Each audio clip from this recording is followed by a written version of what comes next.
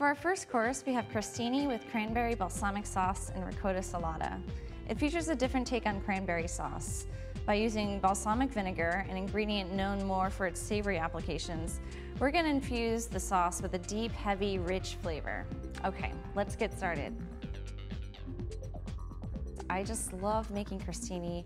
Basically, it's anything on top of toasted slices of bread. So I thought we'd make some, blend some fall flavors. We've got cranberries, they're just in season now. Fresh cranberries are my favorite for making cranberry sauce. So we're gonna do something that's similar to a cranberry sauce, which I would just make by adding sugar right to the cranberries. You do wanna add a lot of sugar because cranberries are very tart, and that really helps out. We're gonna add some saba to this sauce. Saba, which we got at Formaggio Kitchen, is slightly sweeter, a less acidic version of balsamic vinegar. It's similar to it in density. You can see that rich color. I thought it would be a nice addition to a cranberry sauce here. Okay, I'm gonna let that start to sizzle. One of the ingredients I really wanted to kind of highlight the fall flavors in this sauce was rosemary. I just love adding a little bit of herbs sometimes to fruit, sometimes apple pies. Why not? It'll add just a subtle note. Fresh rosemary is so great too. I'm growing some on my windowsill, and it's really hardy. It's winter, cold weather hardy. I'm just gonna add a little bit to this sauce, not too much. Just a little note, you'll taste. And looks like this is starting to bubble right away.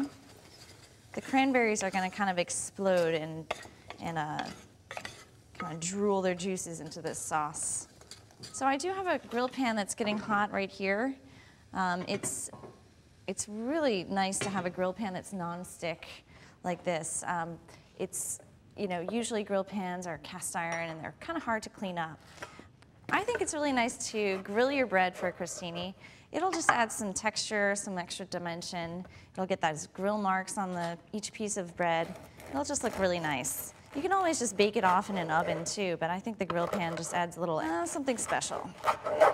This is great bread. We got it yesterday at the farmer's market. It's a little stale right now, but that's just fine.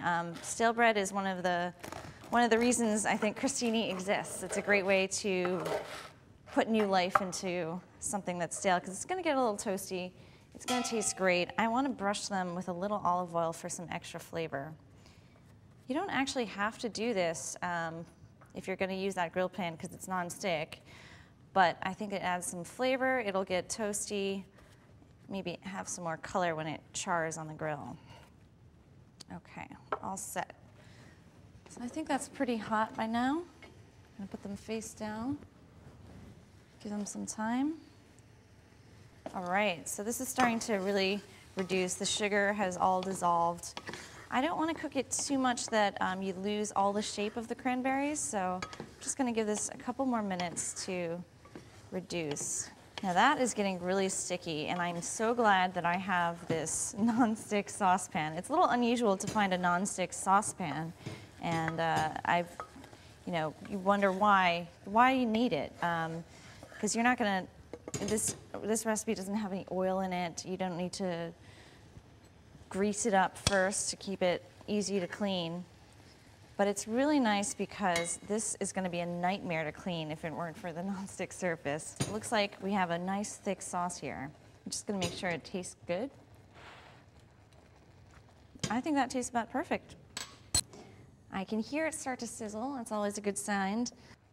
Oh, I think that's nice and golden, just the way we want it. So I'm gonna turn off the heat and transfer these. Ready to top with the cranberry sauce.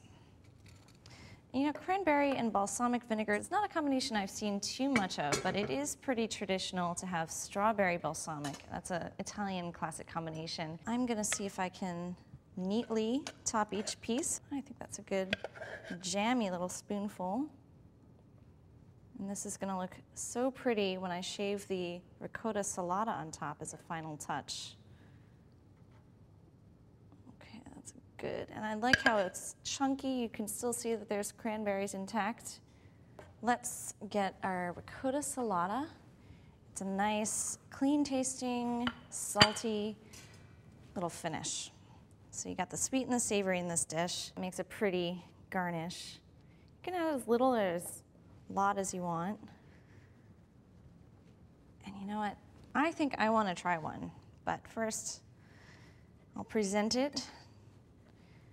It's a really easy, quick, simple appetizer. You can do so many different things with it. Let's try it. Let me just bite in.